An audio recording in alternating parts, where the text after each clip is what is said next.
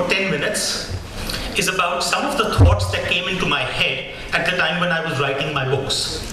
And it's a theme which fascinates me because I genuinely believe that we are much more connected than we care to believe, whether it's in terms of our mythology, whether it's in terms of our theology, whether it's in terms of our history, whether it's in terms of our cultural belief system.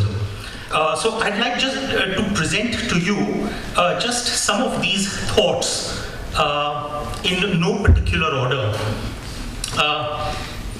It was Steve Jobs who said that creativity is just connecting things. When you ask creative people how they did something, they feel a little guilty because, they just saw something and it seemed obvious to them.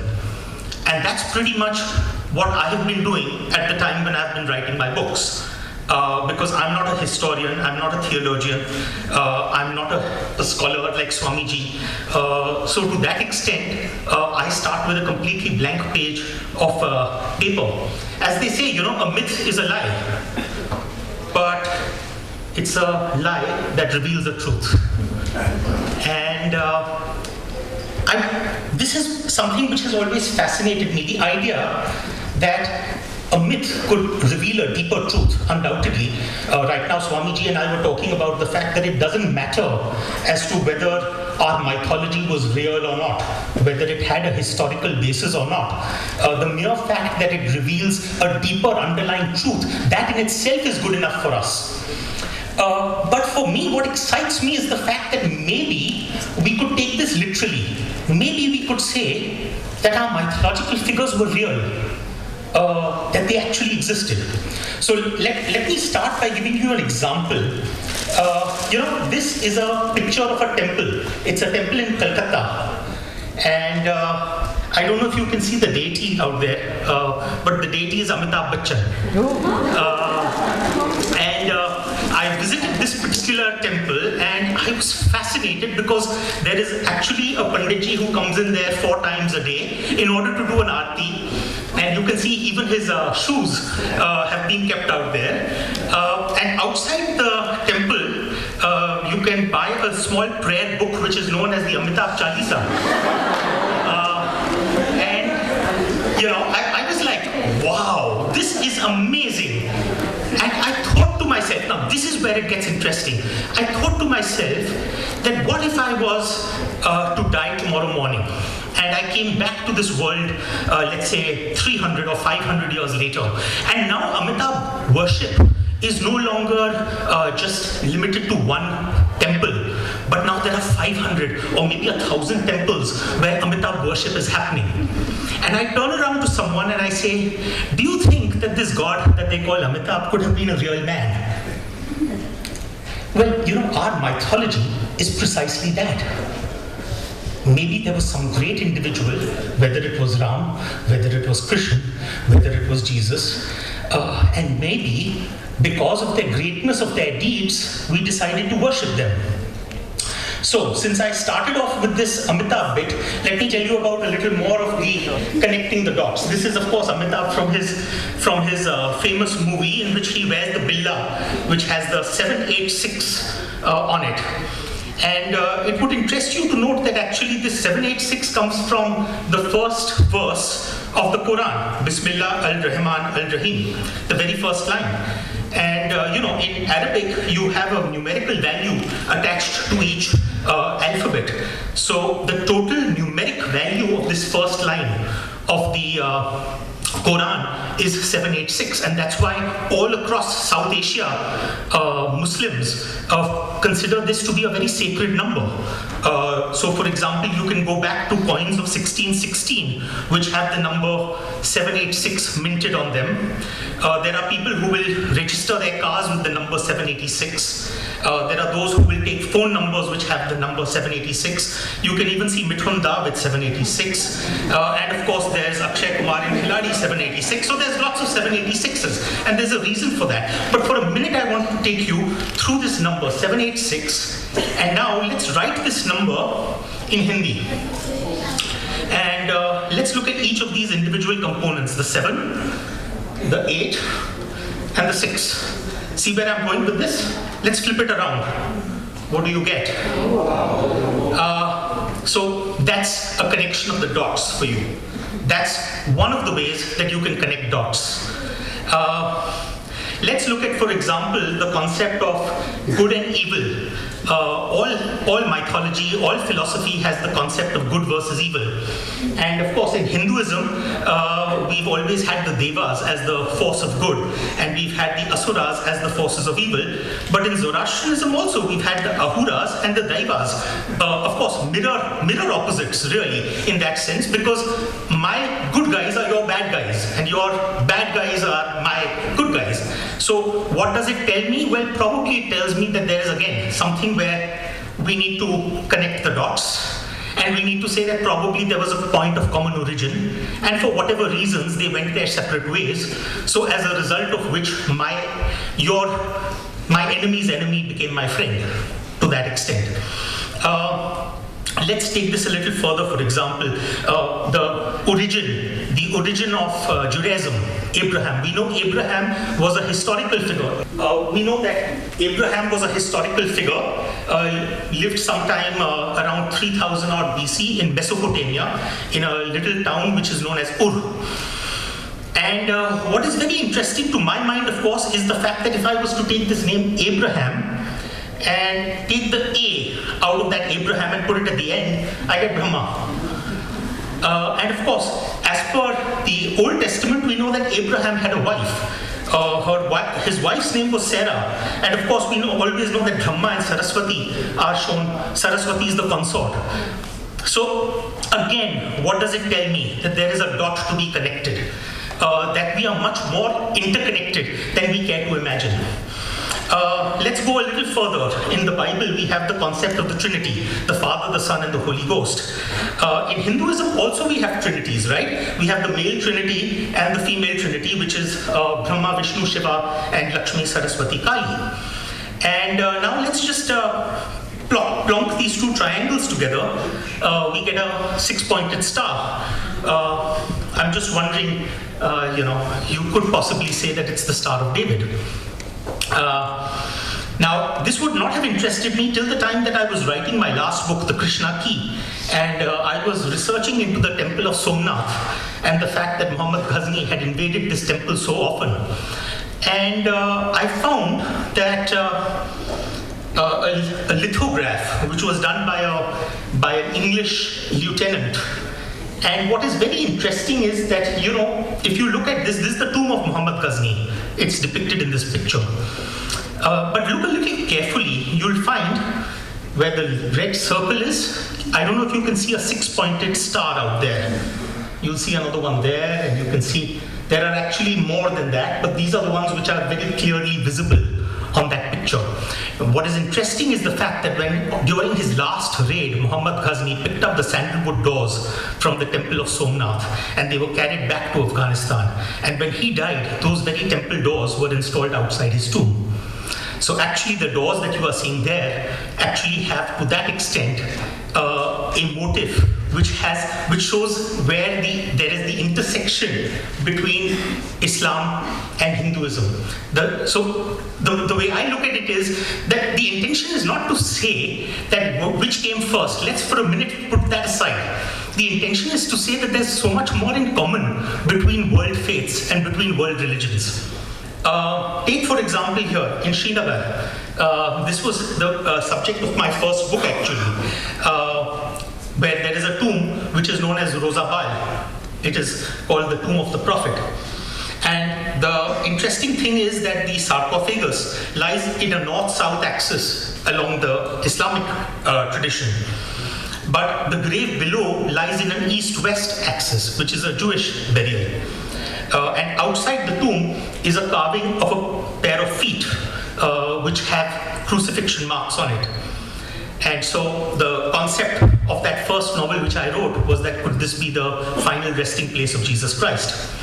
And of course, there's a single sentence that describes the life of Jesus from age 12 to 30.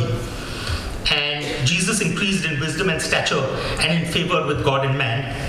18 years described in that one single sentence. And where was he for those 18 odd years? So in 1887, a Russian explorer, Nicholas Notovich, visited Hemis in Ladakh. And inside the Buddhist monastery of Hemis, he found ancient scrolls that spoke of Isa, a young boy who came from Judea to India in order to study. Notovich wrote a book about it. It was published in 1889, and it was called The Unknown Life of Jesus. And what is more interesting is that if you go along the Indo-Pakistan border, now this is where you can really connect the dots. If you go along the Indo-Pakistan border, this is a picture of that. There's a town called Mari, and it has an unmarked grave which is known as Mai Mari the Asthan. The Punjabi translation is the final resting place of Mary. Supposedly that place where Mother Mary, Jesus' mother, had to be buried because she was old and infirm. So it brings me back to the concept of connecting the dots. You may be wondering, what am I doing here in a non-fiction festival when I have written a book which is considered by many to be fiction?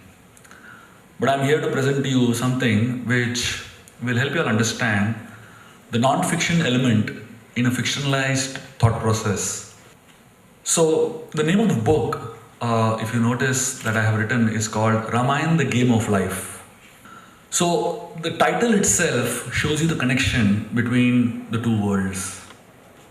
When we can learn something from some source, why to close our eyes to it?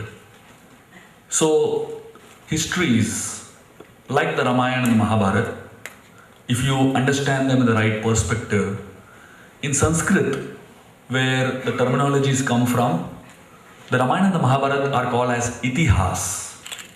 There are Puranas, there are Upanishads, there are Vedas. And then there is something known as Itihas. Under Itihas, only two books are mentioned. The two are Ramayana and the Mahabharata. What does Itihas mean in English? History. It means history. So practically, this is a narration of ancient histories. Just like he was quoting about Amitabh Bachchan. Somebody in the future, they may say that he never existed, or they may start questioning whether he existed or no. In a similar light, when thousands of years pass, when we lose track of history, they sometimes can sound very fascinating. Let me tell you some things from history today, which you may not be able to believe when I tell you. Rana Pratap, history. But if you understand what kind of personality he was, you will say it is fiction. His armor was weighing 100 kilos. His spear was weighing 80 kilos. And with 80 kilos holding in his hand, and with an armor of 100 kilos, he would travel on a horse. And the horse would climb a mountain on 3 legs. And he jumped across the mountain and saved his life. It's a perfect combination for a good fiction. But it's history, because it has happened in a recent time which we can have access to. Similarly, when histories which we do not have access to because of the separation of time, they come to be known as mythologies. So with this in mind, let me proceed a little bit and share with you some things which will help you connect some dots, as he said. So I'm here to show you what we can learn from these histories. I'm going to tell you a couple of stories from the Ramayana in the way I have written it, and I'm going to tell you what we learn from these stories so that you can appreciate the practical application of these books. So here is a story of the Ramayana where there was a king whose name is Vishwamitra, and he happened to come to a forest where he saw a sage whose name was Vashishta. So the sage had a cow which was a wish-fulfilling cow. So somehow or other, Vishwamitra, he wanted to have that cow. So Vashishta was not ready to part the cow with Vishwamitra because the cow was practically giving him what he needed. So Vishwamitra, being a king, he started bargaining with the sage. He told the sage, I want this cow on any cost. And he offered him an offer. He said, in exchange for this one cow, I'll give you 1 lakh cows. So, it's a good offer. Vashishta said, the cow, Shabala, the name of the cow, is like my mother. And I don't barter my mother. Vishwamitra, he took this answer in a different way. Business minded. He thought the offer was less. So he decided to increase the offer. He said, in exchange for your one cow, I'll give 14,000 elephants. I'll give 800 golden chariots. I'll give 11,000 horses and 10 million cows. Now, Vashishta still said the same thing. Sorry, I don't barter my mother. What we learn from this is what I call as the game of life. So in life, we are going to come across different situations which are going to create twists and turns in our personal lives. How do we handle challenges that come in our life determine what our life is made up of. One man, his name is Peter Barwash. He wrote a book which is titled as The Dash of Life. What is the meaning of dash of life? When you read a tombstone, somebody who has left, you read it as 1970-2020, whatever. The dash, you know what it indicates? The dash indicates your entire life. What is the quality of your dash? Indicates whether you have lived a life of substance or not, whether you will be remembered or not. So, when I say Ramayana, the game of life, what I mean to say is that when turns and twists happen in life, how do we handle it? So here was Vishwamitra and Vashishta going through a certain twist and turn in their life. Vashishta never expected that Vishwamitra would walk down one day to his house and offer him like this. And Vishwamitra never expected that he will discover a cow that can fulfill all your desires. That's how life is. So Vishwamitra was trying to drag prosperity into his life. And he was trying to drag prosperity out of Vashishta's life. Because the cow represents prosperity. So the lesson that we learn here is that Vashishta treated the cow as a person with the highest respect. Vishwamitra treated the cow as a commodity. When you treat people as commodities, each person has a price tag. This is what life is today. The whole concept of use and throw, when it comes to things, it seems to be fine. But with the same concept of use and throw when it comes to people, it can become disgusting. So here, we learn from this particular episode in the story how life has to be handled. I'll tell you another very interesting story from the Ramayana, which is not in the first book, but is going to be in the third book. This is a story which everyone knows, but it's a story which nobody understands lessons from. This is a story on relationships. How do you handle tough relationships? Miscommunication and misunderstanding, conflicts in relationships. This is a story where Ram, Lakshman and Sita, they are in the forest and the golden deer comes into their life. In everyone's life, at some point of time or the other, a golden deer comes. How do you handle the golden deer indicates how you handle different aspects of life. So when Sita saw the golden deer, immediately she wanted it. She told Ram, please get this golden deer for me. Ram went away, telling Lakshman that please stay here and guard Sita. Make sure that you don't leave this place. Ram went away, and after some time they heard a voice, a loud scream, the voice of Ram, where he was shouting out to Sita and Lakshman. Immediately Sita felt that Ram is in trouble. He needs help. So she tells Lakshman, go and help him. Lakshman says, come on, Ram cannot be in trouble. So she really becomes anxiety ridden. And she says something that really hurts Lakshman very badly. Mind you, this is a part of the story which is 13 years after the exile has begun. After 13 years, just imagine what Lakshman is hearing. And for 13 years, Lakshman has not slept one night. When I say he didn't sleep one night, it doesn't mean that he was sleeping all day long. He's not doing a call center job. So, Lakshman, he was attentive all day long, guarding them, and all night long, protecting them and serving them practically. After all that, this is what he has to hear. Sita tells him that I know why you have come with us to the forest. You have come with us to the forest because you're waiting for an opportunity when Ram goes away so that you can enjoy me. Doubting his character, Lakshman doesn't speak one word. Lakshman is not a person who keeps quiet generally. If you study the character of Lakshman across the Ramayana, he's an angry young man. At the top of the hat, is getting wild and angry. But here he keeps quiet. And then later on, when he goes towards where Ram is, and Ram finds him coming, Ram asks him, "What are you doing here? I told you not to come." And then they find that Sita is missing. Ram gets angry on Lakshman. He calls him a useless person. He says, "You're incompetent, you're useless." Again, Lakshman doesn't speak one word.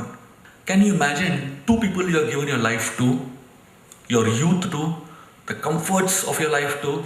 Practically you have given everything to these two people. One doubts your character and another doubts your competence. If somebody doubts your character and competence, why would you continue living with that person? If anybody else was in Lakshman's place, they would have said, "Hell with both of y'all. I'm going back," But Lakshman didn't say that. Lakshman stopped and he lived with them and continued serving them even more. I'll pause the story here and I'll tell you what to learn from the story. This is the game of life. Each and every one of us in our lives, we come across a situation like this, where the person we love the most insults us in a way we cannot expect, we cannot tolerate, we cannot handle. And when insult comes from a person whom you love a lot, whom you trust a lot, that is even more hurting than a person whom you don't know at all or whom you have no faith in.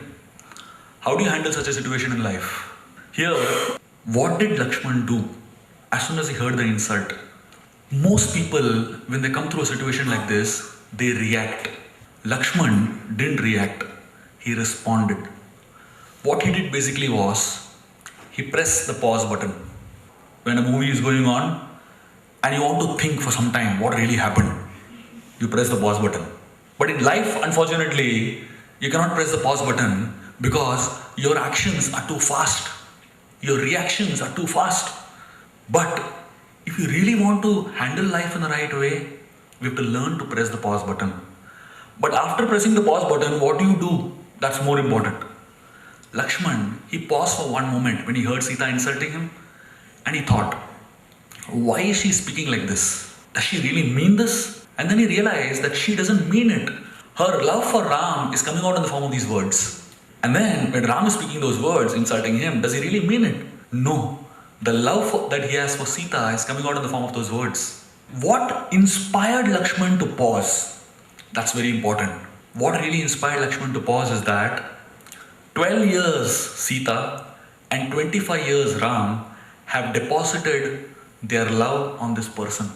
For 25 years, he has seen them giving positive love. He has seen them not committing mistakes like this. He has seen them interacting with him in a very, very amazing way. And here, first time he comes through a situation where they are overreacting. That time, rather than reacting himself, he decides to respond. Pauses. And then he says, this is the time I don't have to defend myself, but I have to assist them. This is life. Another section in the Ramayana, I will stop with this, is where Ram is going to be coronated king the next day morning. And the previous evening, he has been declared to be the king of Ayodhya from next day. Everyone knows it. The entire Ayodhya is celebrating a festival. He has been fasting, preparing himself for the next day morning's coronation. And next day, early in the morning, he's called to the palace of Kaikeyi and is given the news that he has to be in the forest for 14 years and Bharat is going to become the king.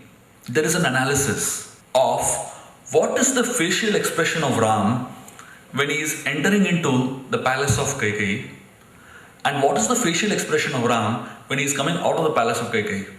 When he is going in as the king of the world, and when he is coming out as a beggar. Isn't this how life is? Many times people go through situations in life like this, where in one moment, everything changes. All your plans, all your imaginations, all your expectations of life have changed in one moment. What do you do in such moments? How do you handle life in such moments? Determines what is your mindset. Ram, when he was going in and when he was coming out, absolutely no change in his facial expression. In fact, the previous evening when he was declared to be the king of Ayodhya from the next day, when he was announced that there is going to be coronation the next day, after hearing the announcement also, there was no change in Ram's facial expression. It was not that he was ecstatic, it was not that he was happy. He was just normal. You know why? He was thinking, so far I have been serving Ayodhya and the society in a certain way, certain capacity, and now I'm given a higher responsibility, higher service. But my position still remains the same. What is my position? Servant. And then, now that my father is banishing me to the forest for 14 years, still my position is still the same. I am the servant. So this consciousness helped Ram retain stability. So like this, there are so many stories in the Ramayana which can help us understand the story, the concepts in our practical day-to-day life. For me, as Ashwin was saying, whether these books are mythology or not, whether you choose to call them mythology, fiction, I choose to call them history, realities, whatever the difference may be, but the essence is still the same. Can we learn something from them? Our life is going to go through twists and turns. The game of life is going to change at every moment. We do not have the choice to change the game. When small children play, whenever they are losing, I remember in my childhood when we used to play, whenever my friend would lose a game, he would close on the chessboard, he would close the carom board, he would say, no, I want to change the game, new game now. Can we do the same thing in life? Unfortunately not. So that is when we have to learn, these are the books, these are the stories, these are histories which can tell us how to handle life when the game of life changes. Thank you very much. My question to Swamiji, Shubh Vilas ji, has always been the possibility of worshipping Krishna ji and then writing a book on Ramayana, which to me are, according to me, two different, start from the point of view ritual, to go to the point of understanding, or go right to the other end of the spectrum, which is belief, that both are one or one is both. Would you like to answer that? What is the difference between Coolie, Shahenshah, Sharabi, and Amitabh Bachchan? I think Ashwin is listening.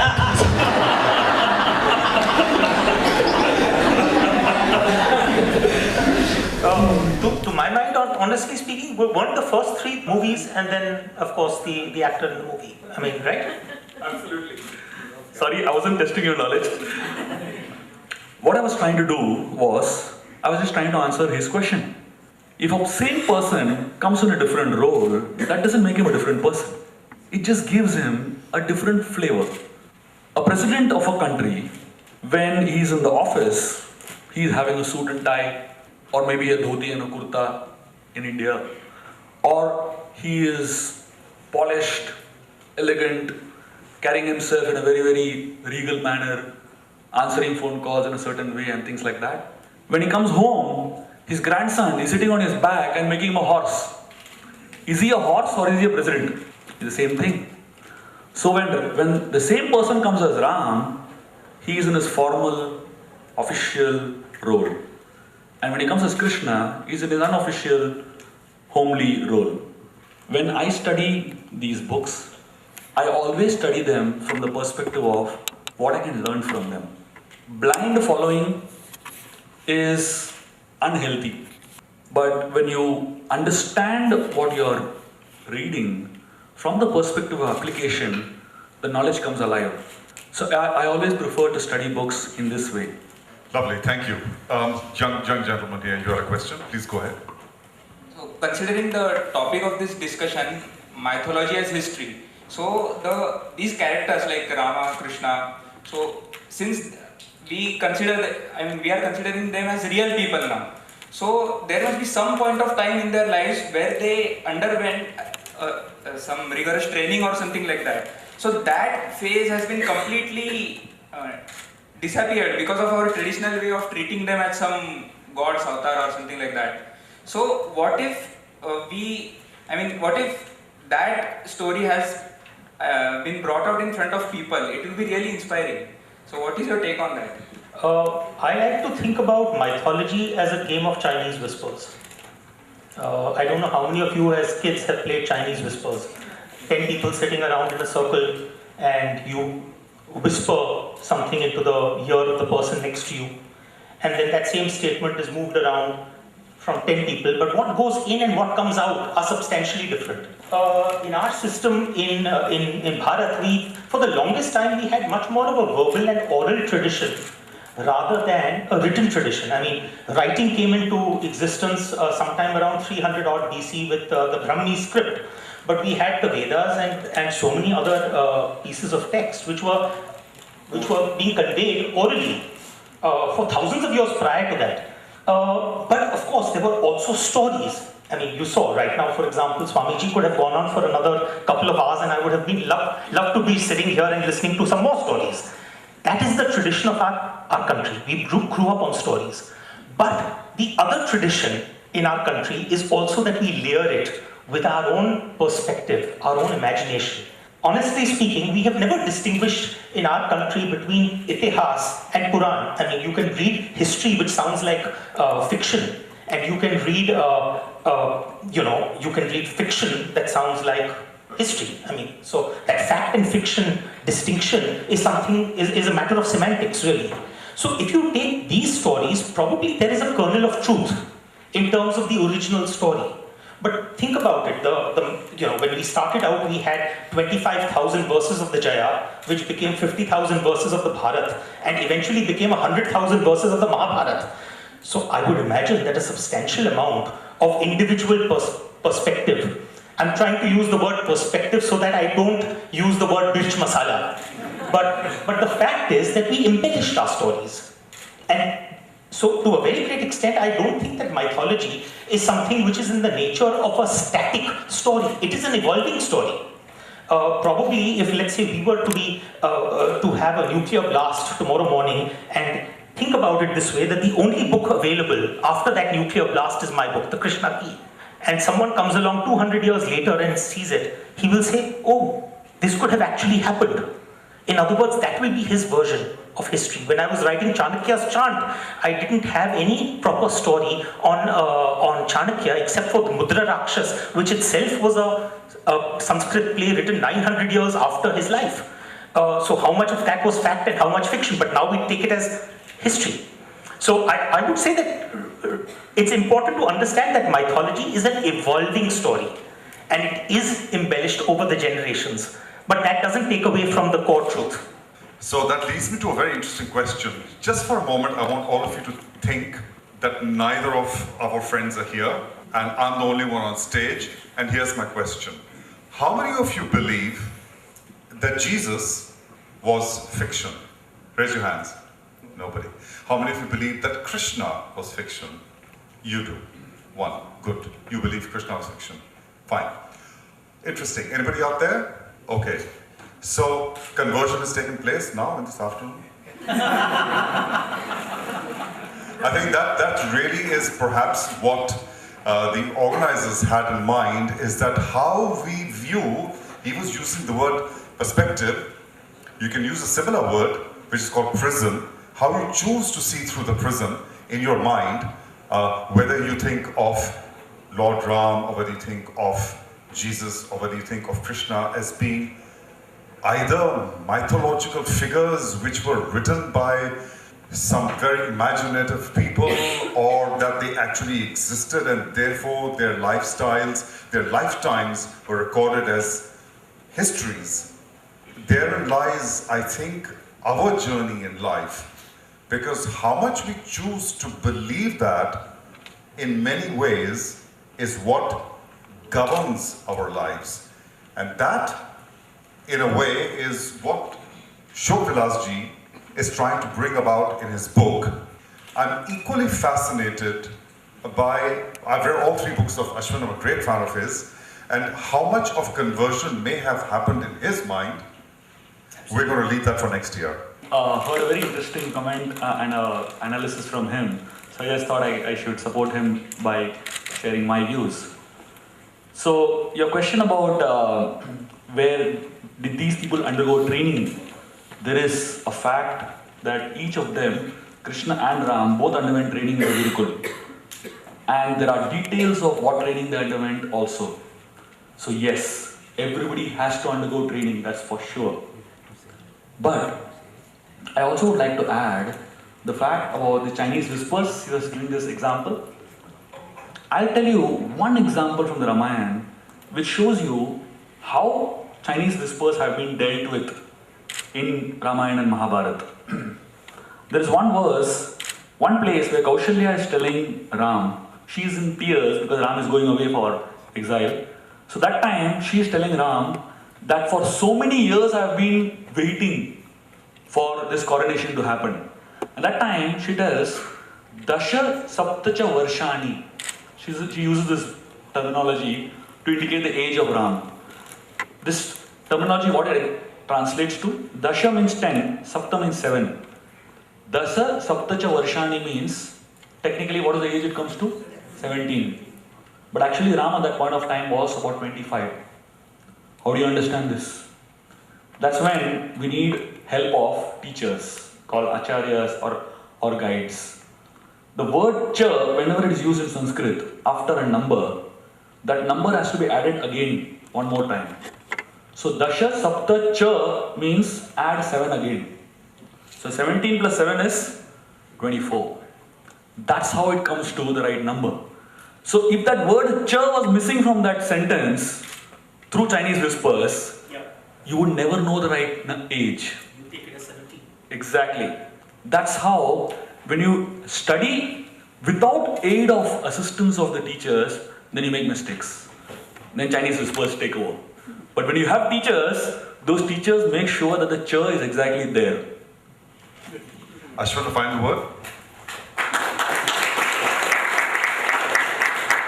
No, I think to my mind, I have always, even though people say that Ashwin, you only write on mythology, for me the tantalizing prospect is that overlap between mythology and history.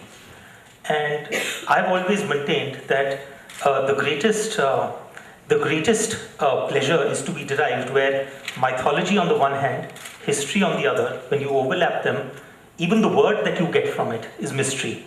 And that's the reason, and that's primarily really the reason why that bit fascinates me. So I think genuinely that there are those who say, listen, when you decide to take a personal perspective, a view on our mythological characters, aren't you being untrue to our philosophy, to our belief? My own view is that, right now we were talking before this session, if you take the Ramcharitmanas and you take the Valmiki Ramayana, they're poles apart. And there are another 200 versions in between, Swamiji? 200, 250, I don't know how many. So then the question is that how many of those 200, that means you'll say that there are 199 people who told you falsehoods.